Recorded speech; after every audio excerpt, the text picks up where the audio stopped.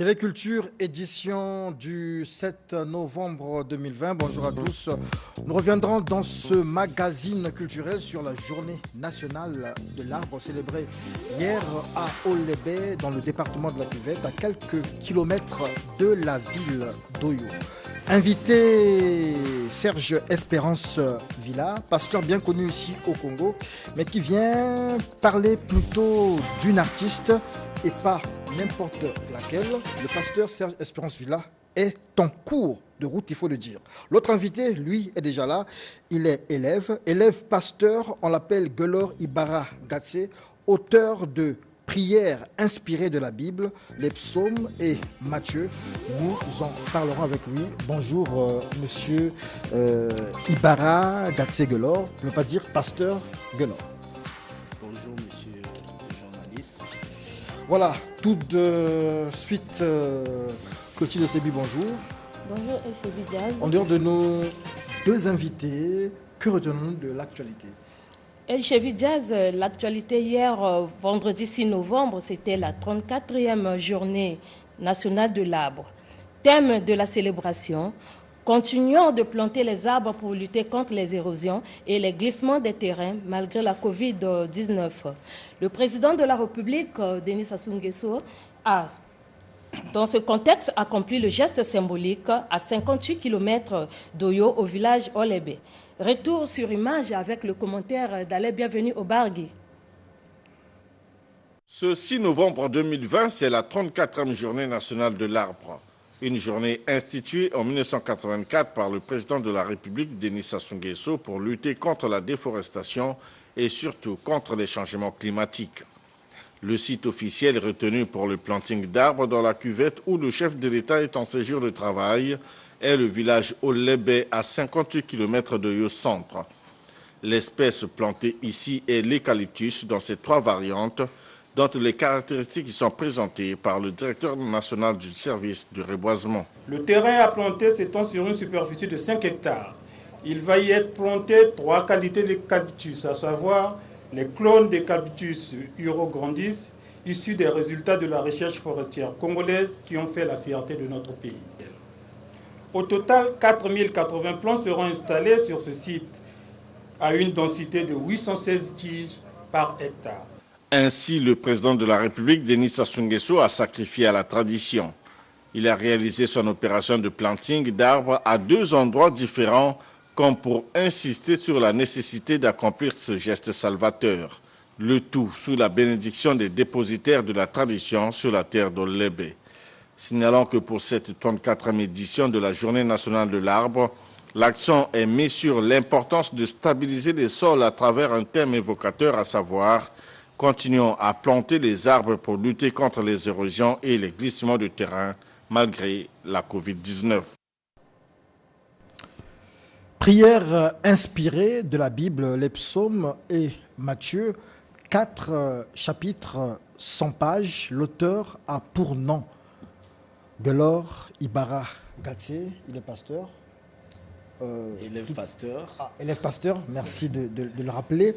Lorsque je regarde, on peut appeler ça un essai, votre livre, les prières inspirées de la Bible, j'ai envie quand même de parler de la petite histoire de ce livre.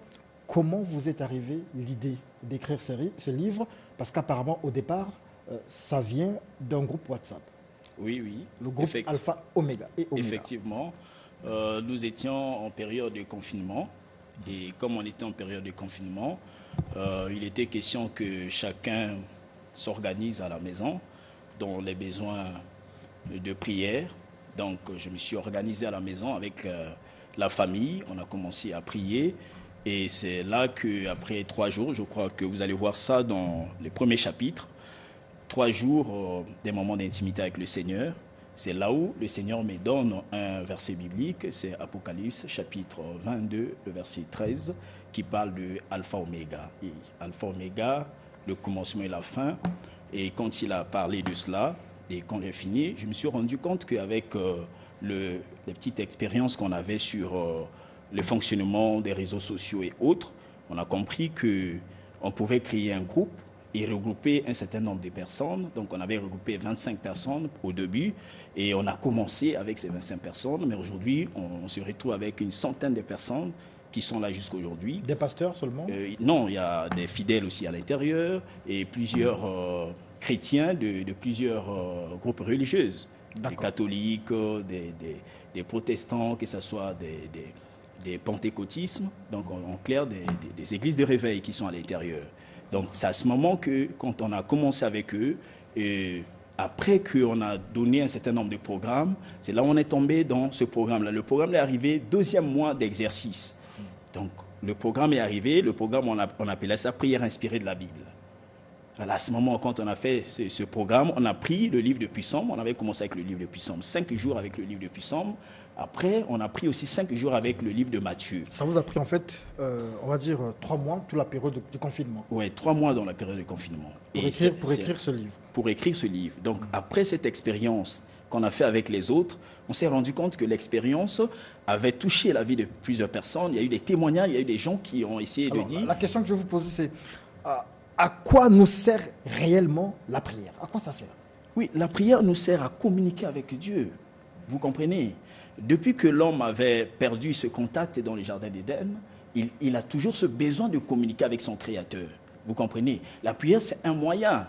Mais non, la Bible, qu'est-ce que la Bible? La Bible nous montre les us et coutumes des premiers hommes.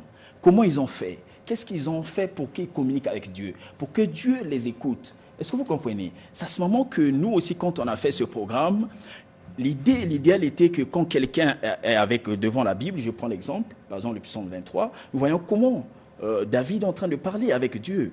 Il dit que l'Éternel est son berger. Il ne manquera de rien. Et à ce moment, déjà, dans ces premiers versets, quelqu'un peut sortir déjà un sujet de prière, de telle sorte que faire de Dieu son berger. Alors, c'est un peu, on va aller de manière un peu basique, avec un exemple basique, on va dire que tous les jours, nous mangeons, les gens mangent, et quelqu'un nous va sortir un bouquin pour dire comment apprendre à manger, comment manger. Et ici, la question que je posais, c'est pourquoi avoir écrit ce livre et pour qui? Parce que, apparemment, tout le monde prie. Tout le monde prie bien, puisque nous avons des milliers de pasteurs comme vous, seulement ici à Brazzaville et dans tout le Congo aussi, il y en a. À quoi ça sert ce livre en fait et il est destiné à qui? Voilà, le livre est destiné à toutes les personnes qui peuvent poser la question, comme dans Luc chapitre 11, verset 2. Vous allez voir qu'un des disciples va poser la question au Seigneur, il va dire « Apprends-nous à prier ». Pourtant, ces gens marchaient avec le Seigneur. Pourtant, ces gens connaissaient aussi prier. Mais ils ont remarqué qu'il y avait une différence, n'est-ce pas? La manière dont le Seigneur priait, la manière dont les autres disciples aussi priaient, les disciples de Jean. Vous comprenez? Donc, il y a toujours un besoin réel pour tous les chrétiens. On peut prier, mais à un certain moment, parfois, on prie contraire même à la Bible, contraire même à la parole de Dieu. Donc, le livre vient un peu expliquer comment prier tout en tenant compte pour ne pas s'éloigner de la parole de Dieu. Rester un peu dans la parole de Dieu. C'est comme ça que vous voyez dans Matthieu 6, le Seigneur va répondre à cette question. Il va dire, voici comment vous devez prier. Notre Père qui est aux cieux. Là, il ne leur pousse pas à faire des récitations de notre Père. Non, il leur donne en quelque sorte comme ce qu'on appelle le chemin directeur de la prière. On ne devait pas réciter notre Père, comme vous dites? Non, généralement, réciter, ce n'est pas une prière. C'est comme quand on dit à un enfant réciter, il fait la récitation. C'est pas que ça ne veut rien dire absolument. La prière, c'est ce qui sort de son fond, de son cœur, mais tout en tenant compte de la réalité de la pourtant, Bible. Dans les églises, dans les maisons, dans les familles, on voit que généralement, on ouvre les prières ou on clôture les prières avec notre Père qui est aux cieux. Oui, ça c'est juste pour la compréhension, pour que les personnes gardent un peu la parole. Mais ça n'avait rien dit pour la prière comme parler avec une personne. C'est comme là on parle avec pourquoi vous. Jésus a laissé justement cette prière? Oui, a recommandé cette prière. Il a recommandé comme un modèle. Quand on dit un modèle, ça veut dire quoi? C'est comme on veut faire quelque chose que les gens vont manger, on donne une formule, n'est-ce pas? C'est cette formule où les gens peuvent prendre et transformer, utiliser et faire un certain nombre de choses. Ce n'est qu'un modèle. Moi, si je veux parler avec le Seigneur, ce n'est pas en récitant tout ce mot de prière parce que j'ai des problèmes personnels. Mes problèmes personnels n'ont rien à voir avec les problèmes que vous pouvez en avoir, monsieur le journaliste. N'est-ce pas? Donc, ça n'a rien à voir. Donc, d'où les modèles, les prières qui sont dans la Bible, ce n'est que des modèles. Nous devons nous inspirer de ces modèles en tenant compte de notre réalité. des vrais sujets que nous avons.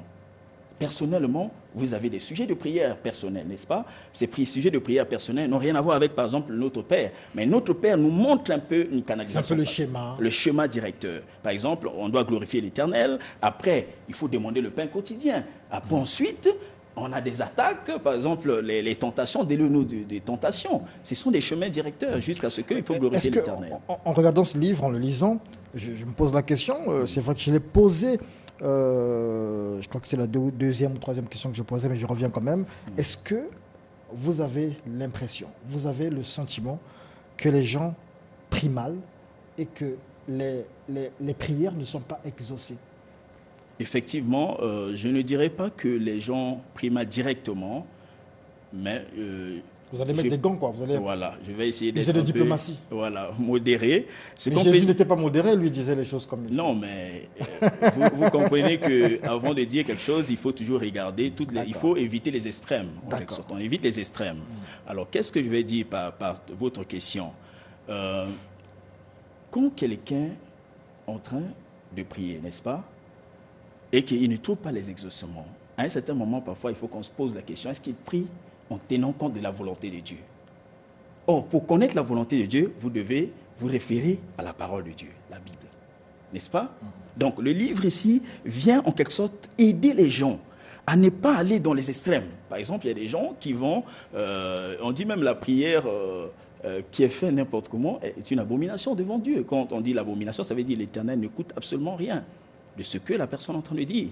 Mais pour que ça ne soit pas une abomination, pour que ça soit selon sa parole, selon ce qu'il veut, selon sa volonté. Donc il faut faire référence à la Bible. Comment les autres ont fait? Par exemple, dans les livres de Puissants, vous allez voir plusieurs prières qui sont là-bas. En dehors des chants, en dehors des cantiques, mais il y a des prières qui sont là-bas, que les autres ont fait. Vous devez vous référer de cela parce que leur prière est devenue la parole de Dieu. Vous comprenez avec moi? Parce que, étant donné que depuis qu'on avait déjà canonisé ces livres, sont devenus la parole de Dieu, la parole officielle de Dieu. Donc nous, quand on prie, pour éviter d'aller dans les extrêmes, pour éviter que nous ne soyons pas exaucés, donc il faut revenir vers la parole de Dieu pour regarder. Donc le livre ici essaie un peu de donner un peu des schémas, des possibilités. Est-ce que le livre nous explique aussi, sinon nous départage avec... je ne dirais pas cette polémique, ce débat où sinon les gens sont divisés sur ce que l'on devrait prier, soit à haute voix, soit dans les silences. Il y en a lorsque vous arrivez dans des milieux, tout le monde prie à haute voix, tout le monde gueule, tout le monde frappe par-ci par-là. Et lorsque vous priez dans le silence, on trouve que vous n'avez pas le Saint-Esprit, on trouve que quelque chose ne marche pas chez vous. Alors, lorsque vous arrivez dans un milieu, tout le monde prie dans le silence, silencieusement, et vous vous mettez à exalter, à faire ces choses, tout le monde vous regarde et dit, mais celui-là, est-ce qu'il n'a pas de démon? Qu'est-ce qu'on doit faire? Comment on devrait prier? Bon, généralement, vous savez que c'est énorme. Quand les gens font des débats, parfois, ils rentrent dans les extrêmes. Hein? C'est-à-dire, ils dépassent, parfois, ils vont hors la parole. Dans la Bible, je prends l'exemple, par exemple, de Anne. Dans 1 Samuel, vous allez voir que Anne va changer la manière de prier, va prier silencieusement. Vous comprenez? Ça, c'est un premier exemple. Mais ça ne veut pas dire que nous, quand on prie, forcément, on doit être toujours silencieusement. À un certain moment, je suis par exemple ici avec vous dans le plateau, je suis en train de prier. Vous ne le saurez pas, n'est-ce pas? Je prie en ce moment. Et cela reste personnel. Mais non, quand on est dans l'assemblée, quand on regarde dans les livres des Actes, vous allez voir qu'on va, dans le chapitre 2, on va montrer que les disciples étaient en train de prier. Alors, tu vois, où les gens entendaient même. Il y a même des paroles qu'on a dit. Ils ont crié, ils ont dit, Seigneur, fais-nous ceci, donne-nous la force, donne-nous les capacités pour que nous partons annoncer l'évangile. Vous comprenez? Donc, pour dire quoi? Que vous priez à haute voix, il y a des moments qui vous permettra de prier à haute voix. Quand vous êtes dans l'assemblée, quand vous êtes ensemble avec les autres, vous êtes en train de prier dans l'église, c'est possible. Et il y a des moments où vous devez prier aussi silencieusement. L'essentiel est que vous êtes en train de prier. Ça, c'est le plus important, c'est ça. Par exemple, je suis au travail, je suis en train de travailler, mais je prie. Vous comprenez? Maintenant, si je suis dans un milieu qui me permet de parler, de s'exprimer cette joie. Par exemple, la nuit, pendant que les autres dorment, aujourd'hui avec cette mode des nuits de prière, on dérange quand même le voisinage avec... Bon, voilà. Non, généralement, dans ces cas de figure, il y a des moments où on peut prier à haute voix. Il faut savoir pourquoi je dois prier à haute voix. Parce que tout ça, là, il faut qu'on enseigne aussi. Vous comprenez? On doit enseigner le peuple de Dieu. Parce que imaginez que j'ai un sujet personnel. Hein? Quelqu'un m'a donné un sujet personnel. Pourquoi prier à haute voix?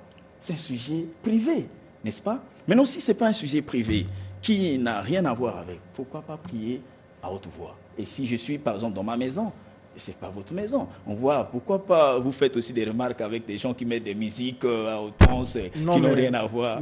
Vous aimez vous comparer à ces gens-là? Apparemment, vous les aimez bien. Non, on ne les compare pas. On dit simplement que dans la société, il y a des moments où... C'est vous les modèles, on ne devait pas les suivre. C'est vous apparemment les modèles. Non, je ne dis... C'est parce que la question est comme si nous, on ne doit pas parler. Or, il s'avère que la prière, c'est le dialogue. Je dialogue avec toi. C'est par exemple là, si je parle au fond de mon cœur, vous allez m'écouter? Mais si je suis Dieu, oui. Dieu va écouter, n'est-ce pas? Mais il dit en fait, les prières, c'est pour Dieu. Les prières, c'est pour parler dans la bouche. Parce que le silence, c'est le cœur. Alors, je repars du côté de Chimène Clotilde Osebi. Alors, j'arrive à le dire. Clotilde Osebi, c'est quoi la suite de l'actualité? Les 4 et 5 novembre dernier, dans la capitale, les réseaux nationaux des communicateurs traditionnels et les chefs coutumiers pour la culture du dividende démographique en sigle RENACTRAD. Ceci dans la suite logique des engagements pris lors de la conférence régionale de Dakar au Sénégal en novembre 2018. Reportage Kurikunga. Inverser les indicateurs relatifs à la morbidité et à la mortalité maternelle, néonatale et infanto-juvénile, tel est l'objectif du réseau national des communicateurs traditionnels et des chefs coutumiers pour la capture du dividende démographique. Au cours d'une assemblée générale constitutive, ce réseau a mis en place un bureau national de 10 membres avec à sa tête le coordonnateur urbain Ekwezimou. L'occasion a permis aux représentants du FUNEAP au Congo de saluer l'implication du ministère de la Culture et des Arts. Nous savons que le ministère de la Culture et des Arts n'a jamais ménagé ses efforts pour identifier et exploiter le riche potentiel culturel dont regorge ce cher et beau Congo. En effet, chaque Congolaise, chaque Congolais est attaché à des valeurs profondes, base des civilisations bantoues, autochtones et autres entités démographiques qui peuplent la République du Congo. Les chefs coutumiers et les communicateurs traditionnels sont l'incarnation de ces valeurs héritées des ancêtres. Clôturant les travaux de cette Assemblée générale du RENACTRAD, Emmanuel Douma, représentant le ministère de la Culture et des Arts, a encouragé la bonne marche du dit réseau jusqu'ici. Cet organe est un maillon solide du grand réseau mis en place dans le cadre de la stratégie de l'Union africaine. Il s'agit en effet de faire de telle sorte que la démographie, qui a si souvent été présentée comme un frein pour le développement, puisse constituer désormais un atout pour l'essor de nos pays. Le Bureau national du RENACTRAD, mis en place à un mandat de 4 ans renouvelable une fois. L'actualité culturelle de la semaine, ce sont aussi ces descentes d'Anatole Koliné Makosso dans les établissements scolaires de la partie septentrionale du pays. L'application des nouvelles approches démographiques, voilà qui a conduit le ministre de l'enseignement primaire, secondaire et de l'alphabétisation, Anatole Koliné Makosso, mercredi dernier, a effectué une descente dans quelques établissements scolaires d'Oando dans le département de la Cuvette. Une occasion pour le ministre de s'assurer les enseignants quant à leur intégration à la fonction publique. Reportage Jean Bataladio. Lycée, collège, école primaire des 3 présidents, c'est l'échantillon d'établissements scolaires parcouru par Anatole Koliné Makosso pour apprécier la reprise des cours et particulièrement l'exécution des cours en alternance. Dans la salle de la mairie de Wando, Anatole Koliné Makosso a choisi un autre axe, celui de la mobilisation autour des nouvelles méthodes pédagogiques. Mais il a également joué à l'apaisement, ce dans un contexte où finalistes, bénévoles et prestataires n'ont qu'un seul discours, leur intégration à la fonction publique. Il était question de venir rassurer le personnel enseignant en attente d'intégration à la fonction publique, que le processus était lancé et qu'il était irréversible, que les arrêtés de décret d'intégration pour le quota 2019 ont déjà commencé à être signés et que le quota 2020, le processus va être lancé dès que nous aurons terminé avec les arrêtés de 2019. Et 2021, il y a déjà une inscription budgétaire. Alors que certains sont déjà détenteurs de leur texte d'intégration, pour beaucoup d'enseignants, le gouvernement doit accélérer le processus d'intégration, un processus jugé irréversible par Anatole Koulibaly-Mokosso, qui s'est dit heureux après la sortie des premiers textes. Un chemin encore long, mais le ministre de l'enseignement primaire et secondaire est confiant après l'obtention du quota d'environ 1800 enseignants en 2020 et 2000 en 2021. Voilà, prière inspirée de la Bible. Nous en parlions ici avec Gelor Ibarra Gatsé, élève, pasteur, auteur justement de ce livre. Et la question, peut-être la dernière, que j'aimerais vous poser, comment formuler nos requêtes lorsque nous prions?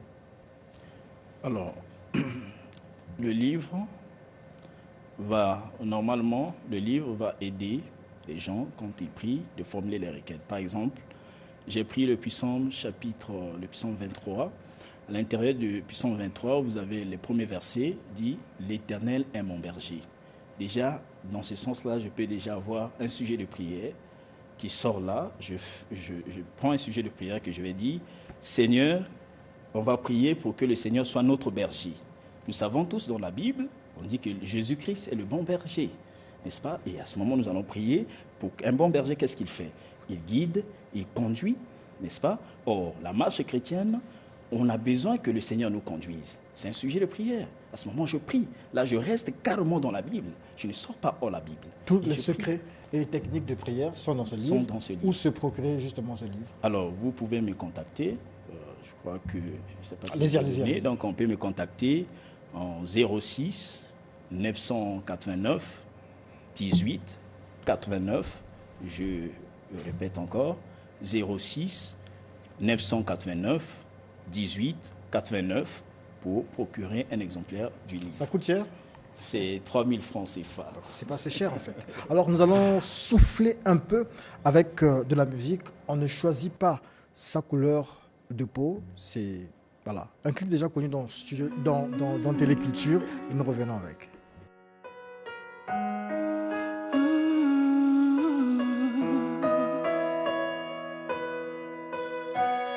Je suis noire et fière de l'être. D'ailleurs, je n'ai pas choisi d'être noire. Mes parents n'ont pas choisi d'être noirs. Personne dans le monde ne peut choisir sa couleur. Aucune race n'est suprême à l'autre. Nous sommes simplement tous des humains issus de notre humanité. Aucune race n'est suprême à l'autre. Voilà, le titre est signé Excellence Villa et donc vous voyez le lien. C'est la fille du pasteur Serge Espérance Villa. Bonjour. Bonjour, Monsieur Diaz. Alors, vous venez nous parler justement de cette chanson. C'est la signature de votre fille, mais apparemment, ce n'est pas une chanson gospel. Voilà, c'est pas une chanson gospel. On se disait que bon, la fille du pasteur, c'est les chansons Jésus a dit, Jésus a dit. Oui, bien sûr. Non, mais dans la thématique, vous voyez que le fond, c'est pas la musique mondaine. Hein, non, c'est pas loin s'en faut.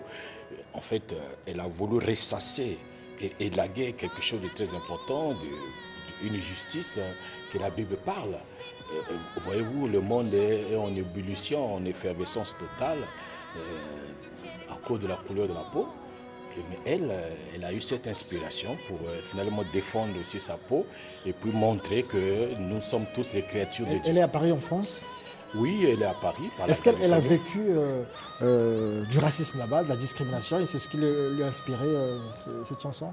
Non, mais cette chanson ne parle pas du racisme. Cette chanson met en valeur, et puis met également en valeur, et ensuite la cohésion sociale, justement, la diversité. Voyez-vous, blanc, noir, jaune, rouge, c'est comme les habits que nous portons. Moi, je suis, vous voyez, le pasteur, voilà, c'est ça ce qu'elle a voulu mettre un peu à la disposition des autres. Alors, elle est partie d'ici pour les études en France, oui. Et c'est là-bas qu'elle a appris à chanter? Ah non, ma fille, par la grâce du Seigneur, est appelée par le Seigneur depuis fort longtemps. Depuis, elle a commencé à chanter à l'âge de 2 ans. Voyez-vous, et même ici, je crois qu'elle a déjà chanté au studio 210, l'émission du peuple, que nous aimons beaucoup. C'est une grâce qu'elle a reçue. Elle a commencé à 2 ans et voilà. Et d'ailleurs, Dieu l'utilise. Elle compose des cantiques, elle chante, et voilà. Elle fait quel genre d'études là-bas en France? Bon, elle fait droit, elle fait management. Et si Dieu décidait de l'utiliser radicalement dans la chanson, qu'elle laisse le droit et tout ça, ça vous plairait? Bon, moi, je n'ai pas d'ordre à donner au Seigneur. Tout ce que Dieu fait est bon. Ça, c'est Dieu, c'est sa volonté. Mais avant cela, nous mettons la sagesse. Dans la sagesse, je suis là en train de l'encadrer, de dire ah non, ma fille, parce qu'en temps, avant, la chanson, elle était beaucoup concentrée à la chanson. Je dis non, ma fille, c'est pas ça. Tu es parti pour l'école, concentre-toi pour l'école. Et là, elle est en train d'avancer avec la chanson et les études. Merci beaucoup. J'espère que vous suivez là-bas plus que Télé Congo est suivi de partout dans le monde. Et donc, Excellence Villa nous suit certainement comme elle suit tous les samedis Téléculture à partir de 13h. Le clip de la semaine, c'est Yaofele. Je vous fais découvrir des artistes qui pourront peut-être faire un featuring demain avec, bien sûr. Excellence Villa. Et ce sont des jeunes qui mélangent le rap et le folk. C'est bien à écouter. Et donc c'est une exclusivité de Télé Congo. Exclusivité de Télé Congo. Le clip arrêté sera sur Internet, sur YouTube et tous les autres sites de téléchargement dès demain. Mais exclusivité ici sur Télé Congo dans Téléculture.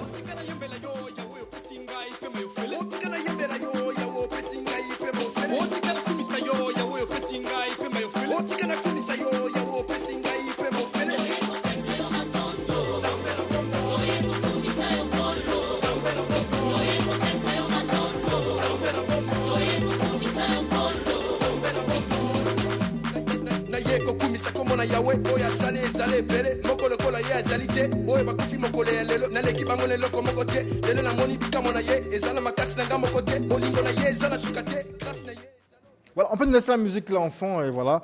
Un commentaire, pasteur? Oui, mais c'est des jeunes à encourager. Vous savez, s'ils chantent pour Dieu, c'est bien. Et je vois aussi, c'est avec beaucoup de sagacité, c'est bien ça. On les encourage. Dans l'œuvre de Dieu, on a besoin des artistes, on a besoin des gens qui viennent pour donner un coup de pouce pour l'avancement de l'œuvre de Dieu. La musique aussi contribue. Merci beaucoup, nous avons été bénis. Ils sont du Congo-Brazzaville. Je ne suis pas xénophobe, mais souvent les artistes d'ici ne sont pas trop à la lumière. Il faut les encourager, ils sont là, Télé Congo fait l'effort de vendre les talents de ces artistes. Non, moi je suis entièrement disponible. D'ailleurs, s'ils veulent me voir, ils peuvent venir me rencontrer. Donc, ce sont les guerriers du Christ. Le clip sera disponible dès demain. Donc, vous avez une exclusivité sur Télé Congo. Merci au pasteur d'avoir béni ce plateau de Téléculture. Merci aux artistes Excellence Villa et les guerriers du Christ composés ou constitués de 2 jeunes talentueux et bien d'autres aussi. Donc, il s'agit de La Plume et de Franck. On se dit à samedi prochain. Merci à Clotilde aussi. Pour le souffle de vie, en toi mon Jésus, rien n'est impossible.